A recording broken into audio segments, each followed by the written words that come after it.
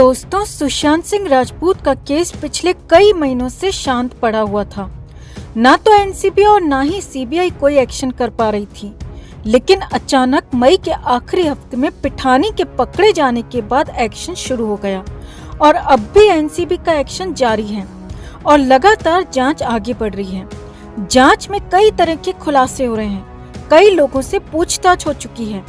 NCB की इस जांच में अब बड़ा खुलासा हुआ है दोस्तों, वो ये है कि सुशांत सिंह राजपूत के फोन का डेटा रिकवर कर लिया गया है। जी हाँ, ये बहुत बड़ा अपडेट है। सुशांत के फोन के डेटा को वापस रिस्टोर करके उसी डेटा के मिलने के बाद अचानक नया एक्शन शुरू हो गया है और एनसीबी सूत्रों के हवाले से इस डेटा को लेकर, उसके फोन को लेकर बहुत कुछ जानकारी मिली है। तो क्या क्या मिला सुशांत के फोन में, कौन है वो 4 नाम जो एनसीबी की आंखों में तैरने लगे और अब आगे क्या होने वाला है, आपको सब कुछ बताते हैं। आप भी सुशांत के इंसाफ के लिए अड़े रहें, डटे रहें। कमेंट में सुशांत वॉज इनोसेंट लिखकर आप भी एनसीबी तक अपना मैसेज जरूर पहुंचाएं। तो सुशांत सिंह राजपूत का केस पिछले करीब 10 महीने से ज्यादा वक्त से सीबीआई और एनसीबी के पास है। अब तक कई तरह की जांचें हुई, कई लोग पकड़े गए, कई लोगों की गवाही भी ली गई, कई सबूत भी मिले, लेकिन ठोस कुछ भी नहीं मिला था। मगर एनसीबी अपनी जांच में जुटी रही, लगातार कोशिश करती रही कि कहीं से कुछ न कुछ नया क्रैक हो जाए, कुछ न कुछ नया मिल जाए, जिससे कि सुशांत का केस पूरा साफ हो जाए। अब इसी बीच हुआ ये दोस्तों कि मई के महीने में एनसीबी को सुशांत सिंह राजपूत के फोन का डेटा मिल गया। जी हाँ, एनसीबी सूत्रों के हवाले से ये बड़ी खबर है दोस्तों कि एनसीबी को सुशांत के फोन का डेटा रिकवर होकर मिल गया है और इस फोन में ऐसी चीजें मिली हैं जिनसे एनसीबी ने इस केस में नए सिरे से जांच शुरू कर दी है और इसीलिए उन लोगों से भी दोबारा इंट्रोगेशन शुरू हो गया है जिनसे एक बार पूछताछ हो चुकी है। अब पहले आपको यही बताते हैं कि सुशांत के फोन से एनसीबी को मिला क्या क्या, और वो 4 नाम भी आपको बताएंगे। तो एनसीबी को सुशांत के फोन से ड्रग्स से संबंधित कोई भी चैट, कोई भी बातचीत नहीं मिली है। जी हाँ दोस्तों, ये बड़ी खबर है कि जिस सुशांत सिंह राजपूत पर ड्रग लेने का आरोप कई लोग लगा रहे हैं, यहाँ तक कि रिया चक्रवर्ती तक आरोप लगा रही है कि सुशांत मारवाना लेते थे, लेकिन अब एनसीबी सूत्रों के मुताबिक सुशांत की बातचीत में कोई भी चैट, कोई भी ऐसी बातचीत नहीं मिली है जिससे ये दिखता हो कि सुशांत ड्रग के लिए इंडल्ज थे या फिर ड्रग मंगवाते थे या फिर ड्रग का सेवन करते थे। जी हाँ, ये बहुत बड़ा खुलासा है क्योंकि पूरी की पूरी कहानी, पूरी की पूरी थ्योरी इसी बात पर टिकी हुई है दोस्तों, और यही इस केस का क्रैकिंग पॉइंट भी बताया जा रहा है। क्योंकि अगर सुशांत सिंह राजपूत ड्रग लेते या फिर उन्हें इसकी लत होती तो कभी तो वो अपने खुद से अपने फोन से मंगवाते या कभी तो लेने की बात किसी से तो करते, मगर कभी भी ना तो किसी के साथ पर्सनल चैट में और ना ही उनके मुंबई वाले घर के ग्रुप में सुशांत ने कभी भी ड्रग की बात या फिर चैट नहीं की और ना ही कभी ड्रग लाने या ले आने की बात कही। अब एनसीबी सूत्रों के मुताबिक ये बहुत बड़ा रिवेलेशन था, क्योंकि इसी से साफ हो सकता है कि अगर सुशांत खुद ड्रग नहीं मंगाते थे या फिर कभी ड्रग का सेवन नहीं करते थे, जिक्र तक नहीं करते थे, तो हो सकता है कि कभी भी ड्रग लेना ही ना चाहते हों। और हो ये भी सकता है दोस्तों कि जो आरोप लग रहे हैं कि उन्हें जबरदस्ती ड्रग दी जाती थी, वही बातें पूरी तरह से सच साबित हो जाएं। आगे देखिए, सुशांत सिंह राजपूत के फोन से मिले डेटा के मुताबिक सुशांत फिल्म इंडस्ट्री छोड़ना चाहते थे और कहीं और बस जाना चाहते थे और इसके लिए लगातार कोशिशें भी कर रहे थे। ये बात शुरुआत में भी सामने आई थी। कहा जा रहा था कि सुशांत या तो केरल में या फिर कहीं हिमाचल में बस जाना चाहते हैं और सुशांत ने इसे लेकर अपनी बहन से भी बात की थी, रिया से भी बात की थी। सुशांत पूरी तरह से मन बना चुके थे कि वो फिल्म इंडस्ट्री को छोड़ देंगे, मुंबई से बाहर कहीं और बस जाएंगे और साल में कुछ महीने मुंबई आकर क्वालिटी काम करेंगे।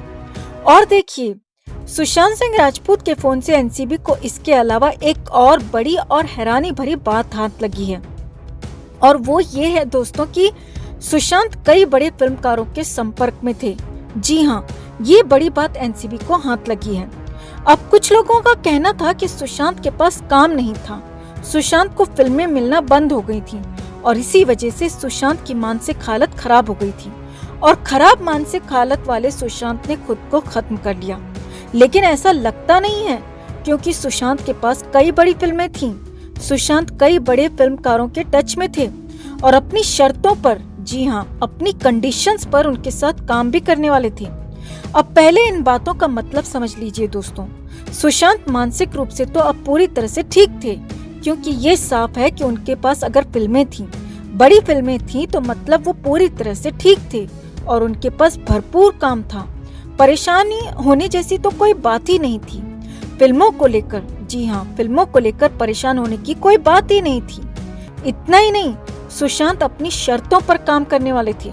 और दूसरी बात यह कि सुशांत मुंबई से बाहर कहीं बसना चाहते थे और कुछ महीने वापस मुंबई आकर काम करने वाले थे। यानी कि सुशांत के पास फ्यूचर का भी प्लान था। वो अपने फ्यूचर के लिए काफी अच्छी प्लानिंग कर रहे थे, सोच रहे थे। और तीसरी बात यह कि सुशांत की चैट्स में ड्रग जैसा कुछ भी नहीं मिला है, यानी कि सुशांत खुद से ड्रग नहीं लेते थे। अब ये सारी बातें एक ही बात साफ करती हैं दोस्तों कि फिल्में उनके पास भरपूर थीं। वो फ्यूचर के लिए प्लानिंग कर रहे थे, मुंबई से बाहर कहीं बसना चाहते थे, ड्रग वो लेते नहीं थे। तो ऐसे में कैसे एक आदमी खुद को खत्म कर सकता है, ये सबसे बड़ा सवाल अब भी बना हुआ है।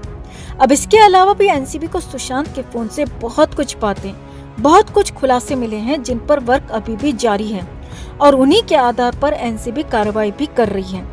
अब इसी बीच एनसीबी 4 लोगों पर पूरी तरह से नजर बनाए हुए है और इन लोगों की गर्दन तक पहुंचने के लिए एनसीबी ने ये केस भी पुख्ता कर लिया है, तैयारी भी पुख्ता कर ली है और इसीलिए लगातार उन लोगों से भी पूछताछ हो रही है जिनसे एक बार बात हो चुकी है, क्योंकि नए सबूत, नए गवाहों के आधार पर उनसे नए सवालात किए जा रहे हैं। नए सवाल फ्रेम करके उनके सही जवाब तलाशे जा रहे हैं। एनसीबी सूत्रों के मुताबिक रिया चक्रवर्ती, जो कि इस केस में मुख्य आरोपी है, वो एक बार फिर से मेन सस्पेक्ट बनकर एनसीबी के सामने आ गई है।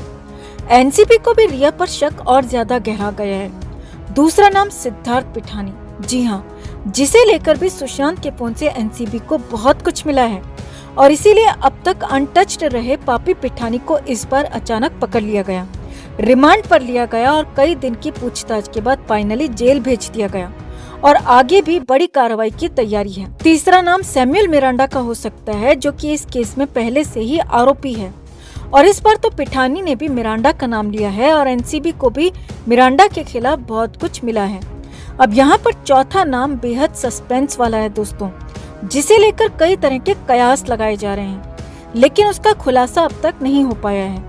वो नाम चौंकाने वाला हो सकता है, बड़ा नाम हो सकता है और इसीलिए उसी कड़ी को पकड़ने के लिए, उसी कड़ी को सुलझाने के लिए एनसीबी इस बीच जुटी हुई है, लगी हुई है और जैसे ही वो कड़ी सुलझेगी, वो गुत्थी सुलझेगी, एनसीबी सुशांत के केस का भी पर्दाफाश कर देगी, सुशांत के केस को भी सॉल्व कर देगी, पूरा सच सामने आ जाएगा। तो कुल मिलाकर इस केस में अब बहुत कुछ आगे होने वाला है, बहुत कुछ निकल कर आने वाला है या फिर बहुत कुछ बड़ा सामने आने वाला है। बस उसका इंतजार कीजिए दोस्तों और बहुत जल्द, जी हाँ, बहुत जल्द ये सब कुछ होने वाला है। तो आप भी इस हौसले के साथ हमारे साथ बने रहें कि हम मिलकर सुशांत को इंसाफ दिलाकर ही रहेंगे। जस्टिस फॉर सुशांत के लिए इस खबर को ज्यादा से ज्यादा लाइक और शेयर जरूर करें। हर अपडेट के लिए बने रहें हमारे साथ, क्योंकि आप हैं तो हम हैं।